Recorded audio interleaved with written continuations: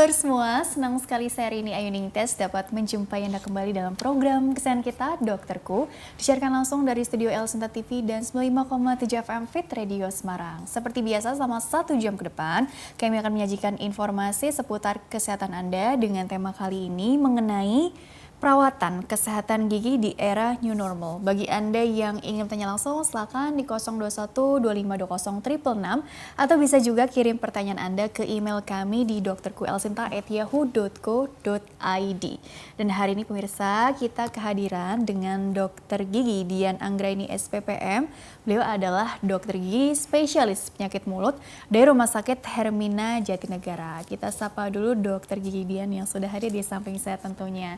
Dokter Dian, apa kabar? Baik. Yo, alhamdulillah kabar baik. Berjumpa lagi ya, Dok ya. Hari ini kita khusus membahas mengenai perawatan kesehatan gigi di era new normal atau orang bilang juga era adaptasi kebiasaan baru lah gitu ya, Dok ya. Nah, sebetulnya gini, Dok. Walaupun dulu kan bahkan sepupu aku aja waktu itu sampai takut ke dokter gigi karena takut tertular COVID-19 gitu ya. Padahal kondisi giginya itu sudah berlubang dan intinya sampai bengkak gitu ya. Perlu ditambah lah istilahnya seperti itu. Tapi saking takutnya jadi ditunda dan juga mau cari dokter yang buka tuh waktu itu jarang gitu ya, Dok ya. Waktu awal-awal tuh bulan Maret, April deh kalau nggak salah. Tapi kan sekarang kan udah beda ya, Dok ya. Tapi tentunya masih ada juga nih teman-teman luar sana yang ada rasa khawatir, cemas untuk kunjungan ke dokter gigi. Padahal kondisinya ini sudah cukup memprihatinkan, dokter. Jadi sebenarnya kalau kita bicara tentang perawatan kesehatan gigi di era new normal, mungkin tantangannya juga seperti apa begitu ya? Apakah ini sini juga perlu apa hal-hal yang perlu banyak diperhatikan, Dok? Ya, kalau misalnya dulu otomatis lebih cemas ya. Kalau sekarang kan lembaga-lembaga kesehatan, rumah sakit terutama ya sudah banyak menyediakan untuk solusi bagaimana pencegahan itu, penularan dicegah gitu. Jadi supaya kita lebih bisa benar-benar datang untuk memeriksakan keadaan gigi kita, walaupun bukan emergency aja. Oh iya, karena kan waktu dulu mungkin mindsetnya kalau tidak urgent sekali gitu ya, bisa ditunda begitu ya, Dok ya. Karena kan untuk meminimalisir resiko penularan COVID-19 ya, penularannya itu begitu ya. Tapi kalau sekarang kan tadi ada anggapan juga beberapa orang yang kan yang penting protokol kesehatannya juga kita patuhi gitu ya, dan insya Allah juga di rumah sakitnya tadi juga udah bagus lah ya pelayanannya dan juga screeningnya dari awal begitu ya, Dok ya. Tapi memang begini, dokter, apakah memang kita tunggu dulu gitu sampai kasusnya benar-benar yang urgent sekali, atau yang memang kalau sekadar perawatan kecantikan atau kesehatan gigi yang masih bisa ditunda, sebisa mungkin juga ditunda juga gitu. Jadi seperti apa juga, dokter? Kalau perawatan kecantikan ya sebaiknya ditunda dulu, karena kan kita untuk mencegah ya, untuk datang ke rumah sakit aja kita kan agak worry gitu kan.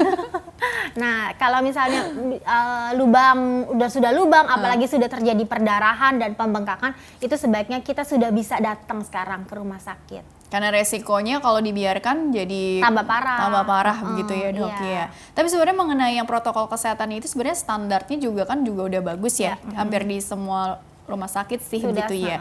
Tapi intinya yang dari pasien itu sendiri jadi lebih ke tadi ya, masih ada rasa, jadi lebih ke sisi psikologisnya atau memang kondisi dari giginya juga yang mungkin di awal bisa aja tidak ada keluhan yang berarti ya, sehingga orang jadi mikirnya ya udah deh ditunda aja dulu. Tapi khawatirnya nanti malah jadi makin parah dan kita nggak tahu nih kedepannya juga seperti apa. Karena kan lubang awalnya kecil tidak terasa sakit kan. Namun kita biarkan lama-lama terasa sakit ya. Mungkin pada awalnya kalau misalnya kita lihat bintik hitam di gigi, ya is oke lah, kita belum ke dokter nih, sekarang masih worry, takut kan tertular karena kan di poli gigi itu kan pasti aerosol sekali dan penularan tuh paling utama. Nah, itu kan yang bikin kita worry kan. Nah, tapi dengan berjalannya waktu kita mau nunggu sampai kapan sih gitu loh. Nah, dan akhirnya lubang itu bertambah besar, mulai sakit, mulai mengganggu makan, tidak bisa tidur. Nah, itu sudah sebaiknya kita memberanikan diri gitu loh untuk datang ke tempat yang memang kita bisa mengobati gigi kita, tapi kita juga lebih aman, berasa lebih nyaman gitu. Karena kalau tadi resiko penularannya kan tadi kan melalui aerosol tadi ya, Dok ya, untuk droplet atau percikan air liur kita lah saat batuk, bersin segala macam. Tapi sebenarnya kalau mau dibahas lagi lebih detail itu nanti jadi kepanjangan ya.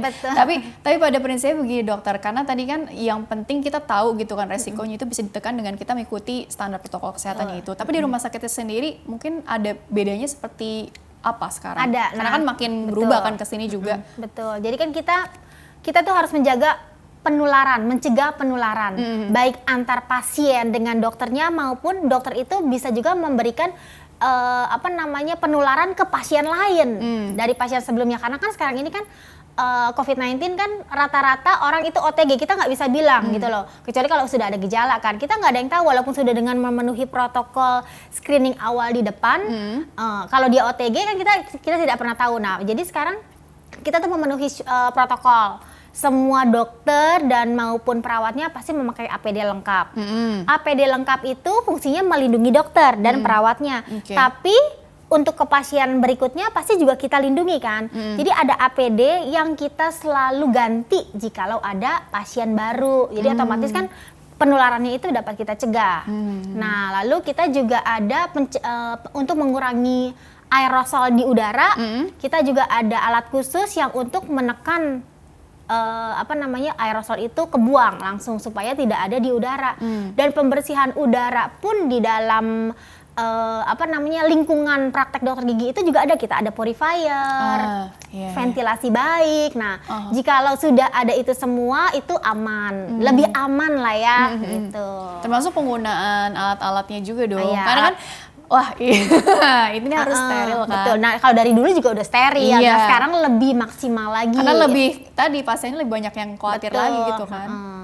Jadi karena bahaya betul sih memang, karena kan semua tuh dari udara. Makanya udara itu kita harus ciptakan benar-benar sangat baik sekali.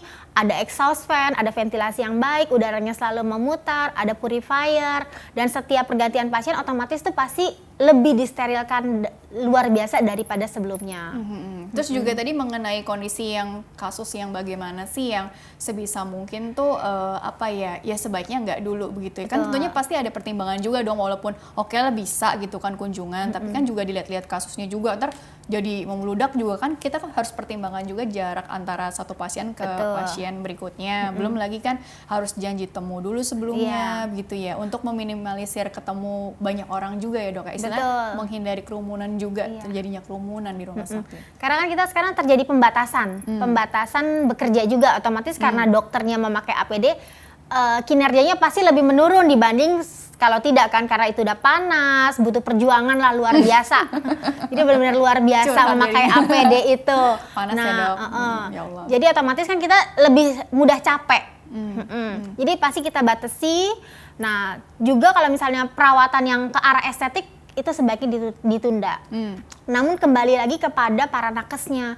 Kalau dokter giginya memang di klinik itu atau di rumah sakit itu sudah mau melakukan tindakan, semua tindakan tidak hanya emergensi, yaitu kembali lagi kepada dokter dan kepada pasiennya. Iya, jadi diserahkan kembali ke tenaga medisnya juga. Misalnya, kita udah kerja semua loh, bukan hanya emergensi gitu.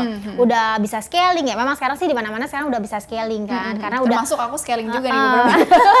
Karena kan kita udah protokol sudah lengkap kan. Nah, kalau yang protokol sudah lengkap itu sudah lebih yakin. Jadi dokternya oke, pasiennya juga sudah oke. Karena kan waktu itu mindset di awal kan kalau yang memang belum misalnya perdarahan atau yang mengancam, misalnya ada trauma di mulutnya, di giginya gitu. Artinya kalau yang memang tidak mengancam kehidupan atau ke nyawa gitu, sebaiknya sih enggak dulu gitu kan ya. Tapi kan kalau ditunda juga mau sampai kapan ya? Artinya kan COVID juga kan kita tidak tahu nih sampai selesainya kapan gitu ya. Kalau kita mindsetnya ditunda terus. Tadi misalkan kasus gigi berlubang aja, khawatirnya lama-lama jadi makin parah gitu ya dok ya. Jadi sebenarnya begini dokter, kenapa sih kita perlu istilahnya menyingkirkan rasa takut itu, walaupun tadi memang udah ada standar protokol kesehatan. Karena tadi resiko di depannya ini bagaimana, tentunya kan waktu, tenaga, biaya, dan kondisi giginya ini sendiri punya dampak yang seperti apa juga kalau dibiarkan berlarut-larut, misalnya gigi berlubang lah gitu. Kondisi berlubang kan otomatis bertambah parah, itu udah pasti. Dari lubang yang kecil bisa bertambah besar, mengganggu makan, mengganggu tidur ya. Lalu pada akhirnya bengkak dan akhirnya sudah tidak bisa beraktivitas. Nah, kalau rasa takut itu itu kembali lagi kepada kita. Kok kita sekarang nggak takut sih jalan-jalan gitu aja deh, ya kan? Kita udah memenuhi protokol, katanya new normal, ke mall tuh udah berani, keluar udah berani. Ya udah sih, masa sih ke dokter gigi aja nggak berani, sedangkan di dokter gigi juga sudah memenuhi protokol new normal. Kan kembali lagi ke kita masing-masing. Betul gitu. Jadi perhatikan juga tadi dampak-dampak yang bisa ditimbulkan juga kalau kita Betul. tadi ya menunda pengobatan atau pemeriksaan gigi kita sendiri begitu ya dok ya. Oke dokter, kita jeda dulu sebentar, nanti dilanjutkan kembali lebih detail lagi, nanti ada slide juga ya yang sudah dokter persiapkan, nanti akan dijelaskan lebih dalam lagi seperti apa. Baiklah pemirsa, jangan kemana-mana, tetaplah bersama kami akan kembali sesaat lagi.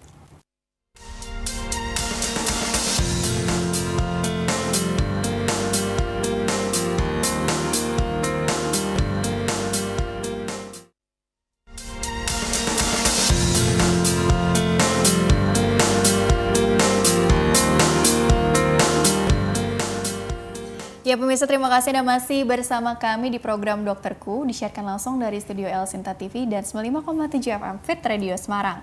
Masih membahas mengenai perawatan kesehatan gigi di era new normal bersama dengan Dr. Gigi Dian Anggraini SPPM, dokter gigi spesialis penyakit mulut dari Rumah Sakit Hermina Jatinegara. Bagi Anda yang ingin bertanya, silakan di 021 2520 terpenam atau kirim pertanyaan Anda ke email kami di dokterkuelsinta@yahoo.co.id. Oke, dan dokter dilanjutkan kembali ya dok ya. Tadi karena kita buka dengan tadi ya, banyak orang yang kasusnya tuh cemas, khawatir di tengah pandemi COVID-19 ini. Takut kunjungan, padahal mungkin ada kondisi yang memang harus segera diperiksakan atau nggak bisa ditunda lagi istilahnya mengingat dampak jangka panjangnya tadi ya dok ya. Terus juga takut tertular itu juga sekarang sedikit-sedikit gejala tuh dikaitkan ke COVID gitu ya dok. Dari mata lah, entah pencernaan atau apa. Jadi ada aja termasuk ke gigi kita sendiri gitu ya dok ya. Sebenarnya kalau dilihat dari gigi atau mulut, nah itu kira-kira apa sih ciri-cirinya? Nah ini ada slide ya dok ya. Ada slide. Coba slide pertama bisa ditampilkan dulu nggak sih? Nah ini seperti kondisi gigi yang kelihatannya seperti sariawan biasa gitu ya dok, kalau, terkesan. Betul, kalau orang awam ini bilangnya seperti sariawan. Seperti kalau kita dokter gigi bilangnya ini seperti lesi herpes. Herpes kan bisa terkena pada siapa aja, bukan karena hubungan something, tapi bisa terkena kepada siapa saja, bahkan anak-anak maupun dewasa. Nah ini terjadi pada pasien COVID yang memang sudah demam 2 hari, lalu ini terjadi di luar negeri ya. Jadi gejala dalam rongga mulut itu selain liur berkurang, serostomia, jadi mulut kering. Gangguan pengecapan, gangguan penciuman, pengecapan rasa tidak bisa, juga kadang ada sariawan-sariawan dalam rongga mulut seperti ini. Itu sariawannya di langit-langit, di langit-langit atas. Kalau kondisi giginya yang jadi lebih kuning misalnya, terus ada bercak hitam tadi, itu sebenarnya apa memang termasuk ke gejala atau memang bawaannya orang juga mungkin kebiasaan rokok? Ya itu kalau ke arah gigi itu kebiasaan mungkin tidak oral hygiene-nya kurang. Jadi kan banyak lubang atau menguning atau karena pigmentasi rokok itu bukan ke arah COVID.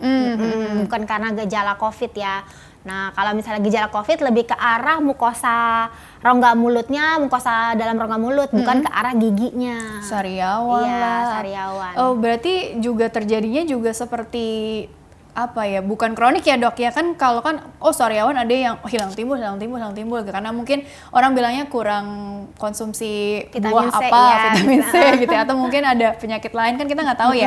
Nah kalau yang terkait dengan COVID sendiri berarti seiring dengan tadi penyakitnya demamnya juga gitu ya. Jadi tidak bisa dibilang manifestasi dalam rongga mulut itu bisa before atau after kita COVID. Oh gitu. Kalau pada pasien yang tadi ini berjalan beriringan, namun dia duluan 2 hari setelah ketahuan dia ada demam, tidak ada komorbid. Nah, pasien yang tadi tidak ada komorbid, lalu ada timbul gejala dalam rongga mulut yang sebelumnya sudah didahului dia ada gangguan indera pengecapan kan. Nah, tapi mungkin aku ada slide satu lagi. Oh ya, coba slide satunya lagi tentang apa? Yang berikutnya. Nah, kalau ini pasien ini sudah dengan komorbid. Jadi pada pasien yang ini satu pasien dia sudah ada gejala COVID, sudah ketahuan, swab dengan positif, lalu dalam rongga mulut tuh timbul seperti bercak putih yang sebenarnya hari-hari juga kita seperti itu lidahnya kadang. Masa sih dok? Iya. Apalagi pada anak-anak juga sering tuh bintik-bintik putih. Nah itu jamur. Oh. Nah kalau yang kedua dia dengan berjalannya waktu sudah dengan pengobatan jamur, dengan pengobatan COVID-nya. Setelah 24 hari di rumah sakit seperti itu gambarannya tuh yang B. jadi itu gabungan lesi herpes tadi dengan kandidiasis.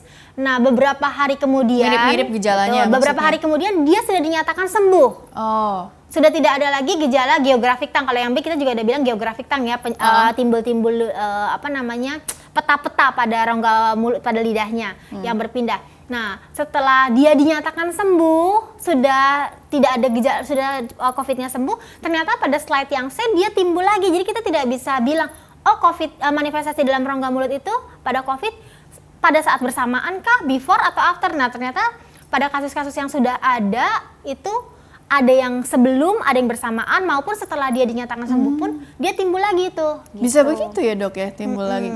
Kirain udah selesai sampai situ aja hubungan kita. Masih berlanjut, masih ada cinta lama yang belum Ya selesai. Allah, gitu. Jadi seperti itu ya dok. Tapi berarti kalau dipikir-pikir gejalanya tadi tuh mirip-mirip. Tadi seperti yang dokter bilang kan, jamur atau mungkin penyakit herpes gitu ya dok ya. Dan orang kadang-kadang sering tidak terpikir kalau ini gejala COVID-19 gitu ya dok ya. Belum lagi tadi ada komorbid atau enggak sebelumnya begitu ya. Tapi juga jangan lupa juga ini gejalanya bisa terkesan menetap ya dok, walaupun penyakitnya ini sudah bisa dibilang sudah disembuhkan gitu ya dok ya. Oke, menarik juga ya seperti itu. Tapi ngeri juga sih kalau dilihat ya. Coba slide selanjutnya lagi tentang apa dulu nih? Kita habisin slide dulu ya dok ya. Ini sama nih kalau ini seperti gejala herpes juga. Jadi luka-luka dalam rongga mulut. Pasiennya yang ini juga sudah mengalami sudah dinyatakan swab positif. Ada luka-luka juga dalam rongga mulut. Luka-luka tuh ya. Nah, juga bisa kan pasien tuh kalau sekarang rata-rata kalau COVID itu yang viral load-nya sudah besar kan otomatis dia ada gangguan sesak kan, jadi membutuhkan bantuan oksigen. Nah, dengan adanya kita memakai oksigen pun yang tadinya tidak ada lesi-lesi dalam rongga mulut, itu pasti ada gangguan untuk serosomia itu jadi mulut kering. Itu sudah pasti. Tapi lebih ke ini ya dok ya, lidah tadi kan seperti jamur atau langit-langit, seperti ada sariawan, luka-luka. Tapi untuk gigi, gusi atau bibir itu bagaimana untuk lebih detailnya lagi? Bibir mungkin bisa juga kering ya. Kalau gusi biasa ada selain kering dia suka memerah, eritema. Coba ditahan dulu ya, disapa dulu ya penelponnya. Halo. Halo, selamat pagi Mbak Rini. Iya, dengan siapa Bu? Di mana? Dengan Ibu Yanti dari Tangerang, Mbak. Usia berapa? 45. Silakan Bu, ingin bertanya apa ke dokter Bu Yanti dari Tangerang, usia 45 tadi ya? Oke, silakan. Iya. Ya, pagi dok. Pagi Bu. Ya, mau nanya dok. Iya. Saya kan punya anak 2, sebenarnya 3, yang 1 keguguran. Oh iya. Setiap melahirkan anak, pasti kok gigi saya sering pada copot ya dok. Oh. Sering apa Bu? Copot? Terkadang, ya. Copot Bu? Setiap mau melahirkan gigi ada yang copot dok. Iya, oke. Ya. Terus terkadang gigi saya suka sakit itu dok, sering sariawan. Kenapa itu ya dok? Oke. Oke. Ada yang ingin ditanyakan dulu dok? Silakan dok. Mau dijawab dulu Ibu ya? Atau ditanya dulu untuk lebih detailnya lagi? Oke. Ibu, jadi kalau misalnya hubungan antara gigi dengan kandungan itu pasti ada. Makanya dokter itu dokter obgyn pasti memberikan tambahan nutrisi kalsium untuk kita pada saat kehamilan. Entah bagaimana pasti itu berhubungan yang namanya ada penyerapan kalsium seorang ibu kepada janin anaknya. Makanya selalu diberikan. Jikalau gigi kita tidak kuat, entah ada lubang atau kondisi mulutnya kurang baik, dan kadar konsumsi makanan kita kalsiumnya kurang, otomatis penyerapan kalsium di ibu juga berkurang sehingga mengganggu keadaan giginya Bu. Jadi otomatis ada yang patah-patah, ada yang tambah rusak, itu pasti. Jadi memang pada saat kehamilan kalsium itu sangat dibutuhkan bagi ibu hamil. Jadi ini masalahnya waktu itu karena kurang kalsium atau tadi yang penyerapannya itu sendiri ya, dok, Jadi kita harus banyak makan kalsium yang cukup, ditambah nutrisi kalsium yang cukup pada saat kita hamil supaya bayinya tercukupi dan ibunya tidak mengalami kerontokan pada gigi. Oke. Nah kalau yang sekarang kondisinya kan seperti sariawan, ngilu gitu ya. Ini sebenarnya 2 hal yang berbeda dengan riwayatnya dulu, atau ada pengaruhnya juga gara-gara kurang kalsium ini?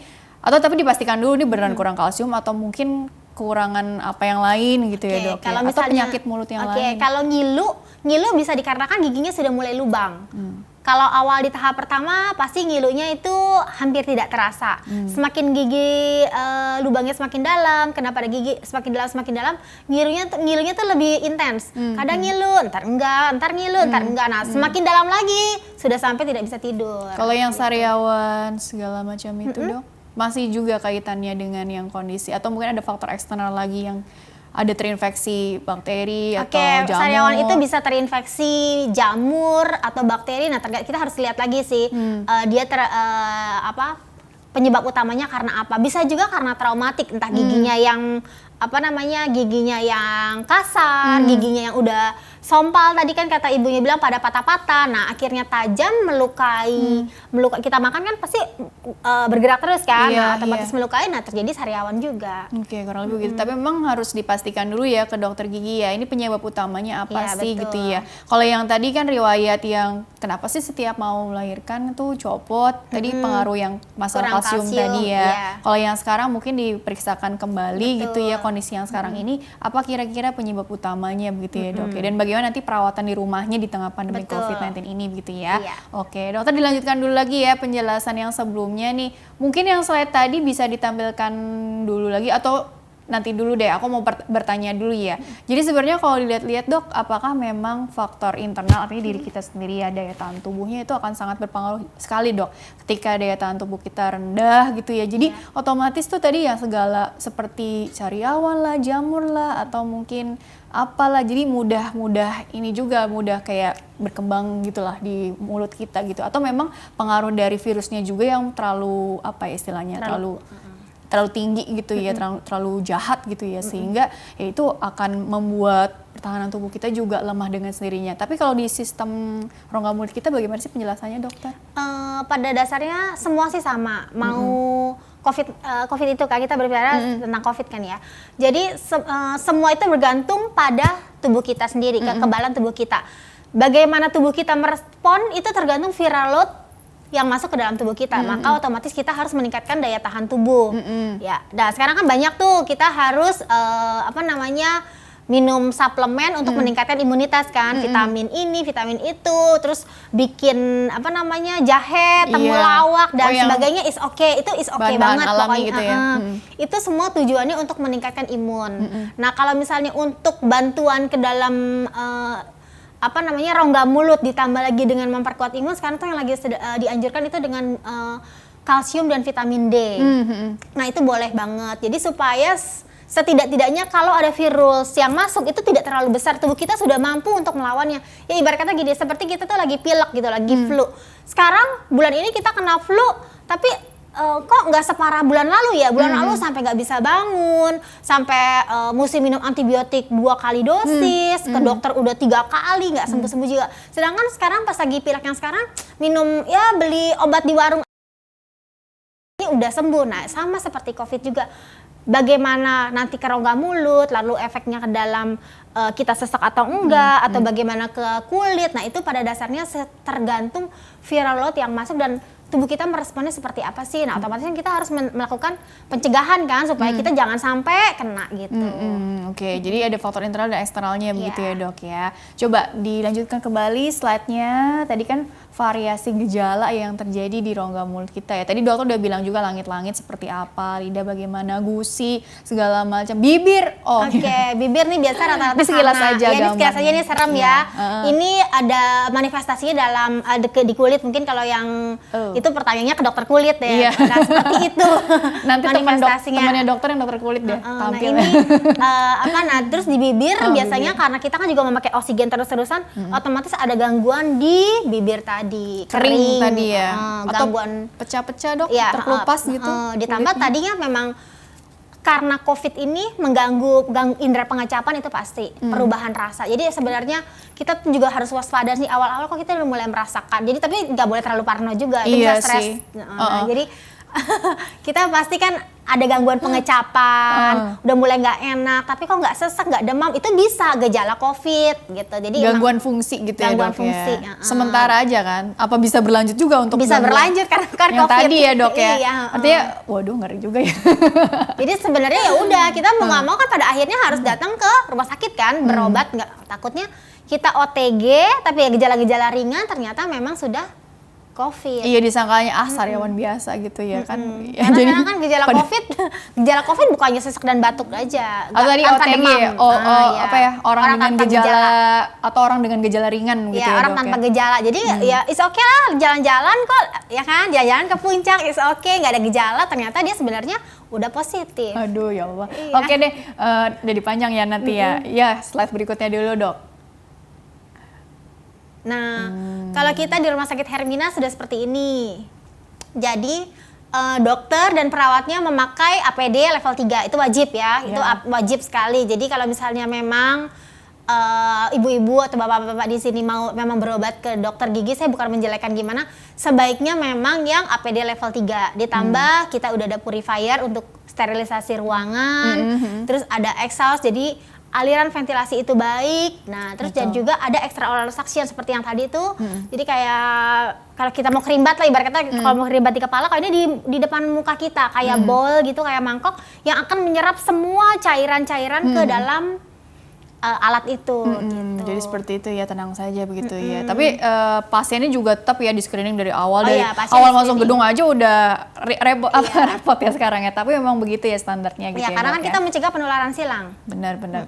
Oke, dokter, kita masuk ke pertanyaan dari email dulu ya. Ini soalnya ada pertanyaan dari email nih cukup panjang. Nanti dokter Dian bisa jawab secara detail ya. Jadi bagi pemirsa yang ingin bertanya via email, silakan kirim saja pertanyaan ke email kami di drkuelsinta@yahoo.co.id. Format lengkapnya di bawah ini, nama, usia Anda atau usia yang ditanyakan serta tempat tinggalnya ya. Oke, baik, pertanyaan pertama dulu ya dari Diana. Usianya 28 tahun. Assalamualaikum dokter. Waalaikumsalam warahmatullahi wabarakatuh. 3 minggu terakhir ini saya suka mencium bau-bau amis gitu di hidung, dan kemarin saya ke dokter gigi karena gigi saya sakit dan bikin pusing ke kepala. Ternyata setelah diperiksa ada gigi geraham belakang yang tumbuh tapi miring dan gusi gigi geraham depan agak longgar. Maksudnya bagaimana, Dok nih? Jadi harus tindakan pencabutan gigi geraham yang baru. Pertanyaannya, apakah ada hubungan antara masalah gigi ini dengan penciuman aroma bau amis tersebut, dokter? Terima kasih, dokter. Oh, memang ya, kalau ada keluhan ini pasti tadi kan gangguan fungsi, artinya menghirup ataupun mungkin yang mengecap lah, indera-inderanya jadi terganggu begitu ya, Dok. Tapi ya? kalau ini sih nggak ada kaitannya dengan belum ke COVID, jangan deh ya. Jangan sampai gitu ya. Ini kan jadi kan posisi gigi belakang itu tumbuhnya miring. Kalau tumbuhnya miring, otomatis gusi di depannya itu ada yang tertutup, ada yang terbuka. Nah, mungkin di bagian yang perbatasan tertutup dan terbuka ada kotoran masuk, itu sudah pasti biasanya. Makanya dia mengganggu sakit ke kepala, itu bisa. Kotoran masuk bakteri? Kotoran di dalam kotoran itu pasti ada bakteri. Jadi otomatis gigi bungsu itu tidak bisa keluar sempurna, mengganggu ke sakit kepala, itu pasti. Ditambah gusinya dia tadi kan setengah tertutup, setengah terbuka. Sisa makanan tidak bisa keluar, bengkak di situ. Nah, otomatis ada sisa makanan, jadi akhirnya berasa tidak nyaman dalam rongga mulut, entah rasa bau, rasa-rasa asam, itu bisa banget di situ. Amis tadi ya? Amis, nah ya, dan itu memang solusinya tidak ada jalan lain selain dibuang giginya. Mencium loh ya, jadi dia berpikirnya apa ini ada masalah dengan indera penciuman. Tapi ini kalau ini lebih dirasa mungkin tertelan atau apa kan, asam yang ada di... Ya, karena asam yang kotoran-kotoran yang ada di sela-sela gigi tadi. Oke, begitu. Jadi solusinya memang harus di operasi. Wah, tapi terkait dengan nih untuk tambahan informasi aja, Dok, ya, untuk tindakan-tindakan yang seperti ini nih, ada yang operasi atau apa, standarnya mungkin seperti apa kalau di tengah pandemi? Sebenarnya sama aja atau mungkin seperti apa? Ada tambahan nggak? Kalau udah ini sih boleh dibilang emergensi dan tidak emergensi, ya itu kita agak di tengah ya. Kalau suatu hari itu pasti akan bengkak. Nah, sebelum itu terjadi, karena biasanya kalau pengaruh gigi bungsu yang bermasalah itu nanti suatu hari bisa akan menyebabkan seseorang tuh trismus itu tidak bisa membuka mulut. Jadi kita nggak bisa buka mulut, benar-benar cuma satu jari aja. Nah, kalau sudah sampai segitu justru kita malah lebih repot. Pengobatan dulu hingga pada saat mulutnya bisa terbuka, baru pada akhirnya operasi. Jadi kalau misalnya memang mau dibuang sesegera mungkin supaya tidak mengganggu ke kepala terus sakit, ya is okay. Oke, gitu ya. Tapi mungkin ada juga yang tidak bisa segera tindakan operasi karena nunggu jadwal dokternya misalnya dok. Sambil menunggu mungkin apa dikasih tentunya antibiotik atau apa. Jadi kan pasti ada pereda nyerinya dong sementara ini gitu ya dok ya. Oke, baik, tapi ini bisa dikonsulkan lagi ke dokter Mbak Diana lebih detail lagi ya. Pertanyaan selanjutnya dari Muhammad Anip, Pasar Minggu, Jakarta Selatan. Dokter, maaf jika melenceng dari topik, mau tanya, gigi saya berlubang dan disarankan seminggu sekali ganti tambalan. Tapi saya minggu ini tidak kunjungan untuk ganti tambalan dok. Nah sekarang gigi itu sakit dan bengkak. Apakah itu karena saya tidak ganti tambalan? Atau apa dok? Mohon penjelasannya dan cara penanganannya. Terima kasih dokter. Ini seputar gigi-gigi berlubang kali ya dok ya? Karies gigi itu harus ditambal, tapi kunjungannya ini yang kemarin tuh tidak dilaksanakan, jadinya efeknya sakit, bengkak, terus juga bagaimana dok solusi ke depannya juga? Jadi kan kalau gigi sudah dalam, biasanya gigi sudah dalam itu membutuhkan waktu beberapa kali untuk ditambal, untuk dilakukan perawatan dulu. Jadi sebaiknya memang kalau gigi masih lubang kecil otomatis datang biasanya langsung bisa ditambal. Makanya orang bilang kalau ke dokter gigi kenapa mesti berkali-kali? Nah tergantung kedalamannya kan. Kadang mesti diobati dulu dengan minggu ini obat yang ini, minggu depan dengan perawatan syaraf yang ini gitu kan. Nah mungkin pada saat minggu, jadi kan memang harus rutin kita. Harus rutin. Nah ini sakitnya ini pas kapan gitu loh. Pas memang pulang dari dokter itu atau 1 minggu sebelumnya, nah kita mesti lihat dulu. Kalau misalnya dari dokter itu memang udah sakit, berarti ya memang masih bermasalah dan dibutuhkan bantuan obat kan, bantuan obat antibiotik, pereda nyeri, dan memang itu biasa suatu reaksi yang normal karena masih sakit nih baru dari dokter. Nah jika sakitnya sudah minggu depannya, tapi jadwal kontrol kita nggak datang nih, nah kita perlu lihat itu udah kebuka nggak sih tambelannya? Kan bisa aja udah jadwal datang tapi tidak datang, sedangkan kan bahan tambal sementara itu tidak mungkin kuat untuk beberapa minggu kan, itu sudah pasti karena kita harus bongkar kan. Nah kita mesti lihat dia sudah terbuka atau enggak nih sekarang sakit.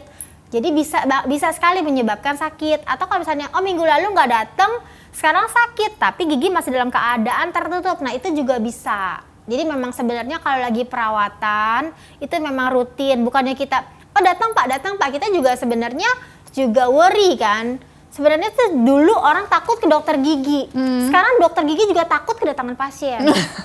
Sama, kita udah sama-sama sekarang tuh takut. Jadi takut, aduh nanti dia datang tuh OTG, kita gimana walaupun kita udah protektif kan. Jadi sebenarnya kita sekarang tuh sama-sama takut. Nah, ya udah kalau misalnya emang jadwalnya seminggu sekali, ganti obat jangan ditunda.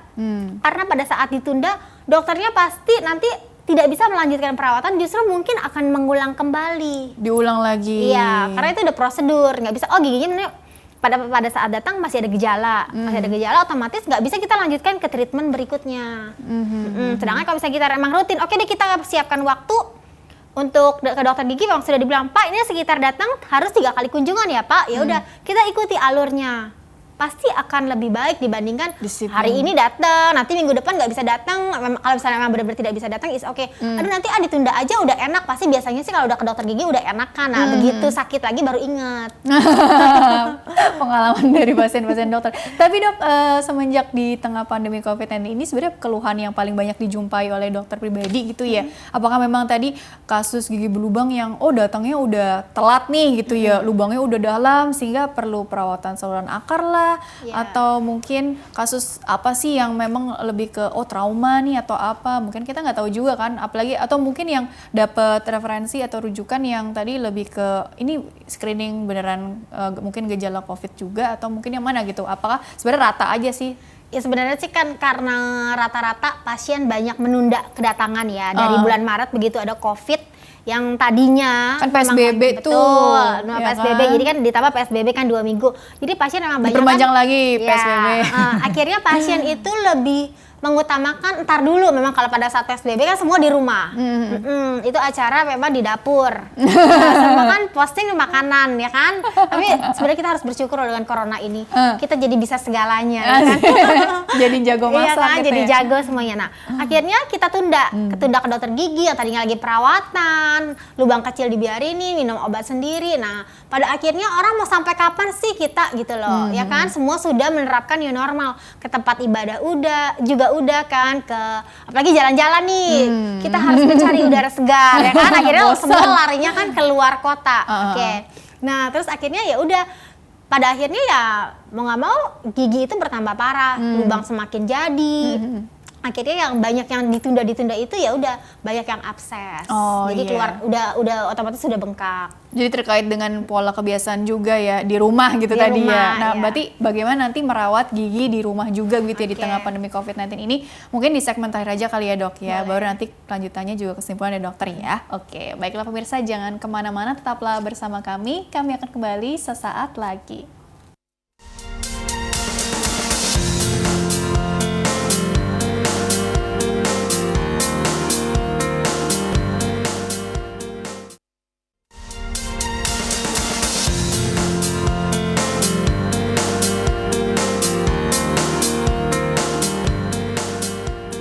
Ya pemirsa, terima kasih Anda masih bersama kami di program Dokterku, masih membahas mengenai perawatan kesehatan gigi di era new normal bersama dengan Dokter Gigi Dian Anggraini SPPM, dokter gigi spesialis penyakit mulut dari Rumah Sakit Hermina Jatinegara. Dan dokter dilanjutkan kembali ya. Jadi tadi kan ya udah langsung aja bagaimana sih caranya atau tips dari dokter deh gitu untuk kita semua merawat kesehatan gigi dan mulut di tengah pandemi COVID-19 ini, terutama yang di rumah gitu ya, anak-anak lah, mungkin ibu hamil atau mungkin lanjut usia yang bisa dibilang katanya lebih dulu ya katanya lebih rentan, lebih beresiko, tapi sekarang yang penting kan kita jaga diri masing-masing ya, dan insya Allah kan semuanya kuat begitu ya. Betul. Tapi paling enggak apa yang bisa dilakukan di rumah masing-masing untuk menjaga kesehatan gigi dan mulut sebelum mungkin melakukan perawatan ke dokter gigi. Jadi kalaupun kunjungan tuh nggak yang parah banget lah kondisinya. Gimana dok? Ya kalau misalnya di rumah mau anak-anak maupun lansia sebenarnya sih kita semua sama aja ya. Sikat gigi rutin itu pasti ya sebelum tidur dan setelah makan. Jadi kalau misalnya lebih dari 2 kali is okay. Nah terus kita juga banyak penelitian nih untuk mengurangi virus-virus yang masuk itu, kita boleh berkumur dengan obat kumur yang mengandung povidone iodine sebanyak 15 detik, lalu kita gargle gitu 30 detik. Nah itu boleh sekali sehari aja. 15 detik sehari 15 detik lalu 15 detik berkumur dilanjutkan dengan gargle. Gargle kan kita ya gitu.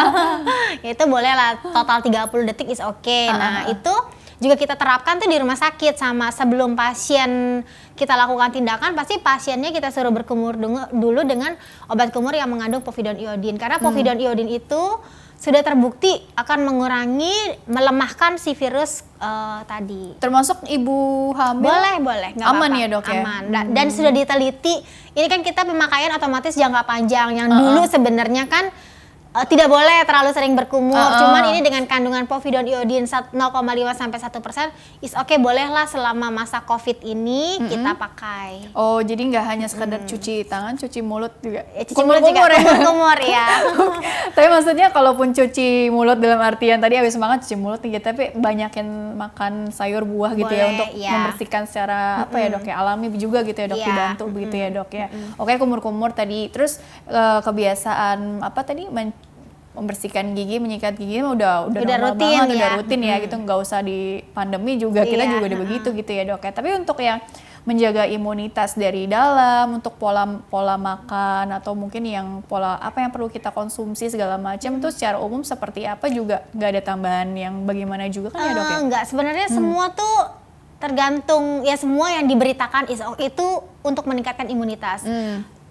Dengan vitamin tertentu, multivitamin is okay, makanan sehat iya, kalsium, berjemur ya is okay kan, terus dengan minuman empon-empon itu is okay ya, pokoknya semua yang tujuannya adalah meningkatkan imunitas. Oke, pada prinsipnya sih nggak ada yang harus bagaimana gitu ya. Karena dok ya? kembali lagi semua tergantung kekebalan tubuh kita. Dan kita berharap semua sih is okay dan cepat berlalu badai ini kan. Iya, aman-aman aja mudah-mudahan gitu ya. Terus juga tadi yang kebiasaan apa ya istilahnya tadi ya, kekhawatiran juga sih tadi ya, menunda gitu ya, sampai kapan menunda, dan ini yang perlu ditekankan lagi dok sebelum ke closing statement gitu ya dok, karena kita harus pikirkan juga dampak ke depannya kalau kita ya tadi gitu kan menunda pemeriksaan ataupun pengobatan karena rasa khawatir tadi begitu dokter. Ya sebenarnya sih kembali lagi kepada diri kita masing-masing, mau sampai kapan kita menunda sakit gigi itu kan, mau sampai kapan kita menunda ada keluhan dalam rongga mulut, udah ada gangguan pengecapan, sudah ada luka-luka dalam rongga mulut gitu kan, mau sampai kapan? Khawatir kita, oke deh beli sendiri, akhirnya kesalahan obat memperparah keadaan kan. Nah, terus ya karena pandemi ini kan kita tidak bisa bilang, oh besok tuh selesai, oh minggu depan selesai, bulan depan selesai, kita nggak ada pernah tahu kan. Ya sudah, kembali lagi kepada diri kita ikuti protokol di tempat layanan kesehatan itu sudah memenuhi protokol, ya kita beranikan diri untuk datang.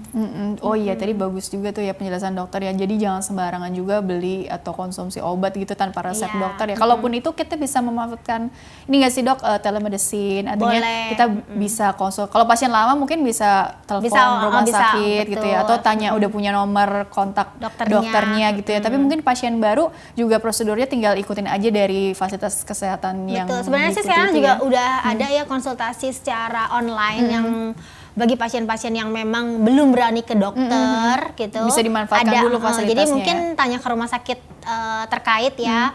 Ada nggak gitu loh, nanti akan dihubungkan langsung, kita video call atau gimana, nanti pasti ada gitu. Kan ini bisa ibu juga minum, kirim foto gitu ya, kondisi giginya, video direkam ternyata, gitu. oh ini masih bisa dipending sampai bulan depan, oh ini ternyata harus atau gimana, nanti kan bisa kita lihat. Iya, jadi jangan khawatir juga begitu ya dok ya. Oke dokter, karena waktunya juga terbatas, kalau begitu kesimpulannya deh singkat saja mengenai tema hari ini untuk kita semua. Silakan dokter. Oke, jadi pokoknya yang penting kita harus jaga kesehatan, mencegah virus itu masuk ke dalam tubuh, itu dengan imunitas kita yang baik ya.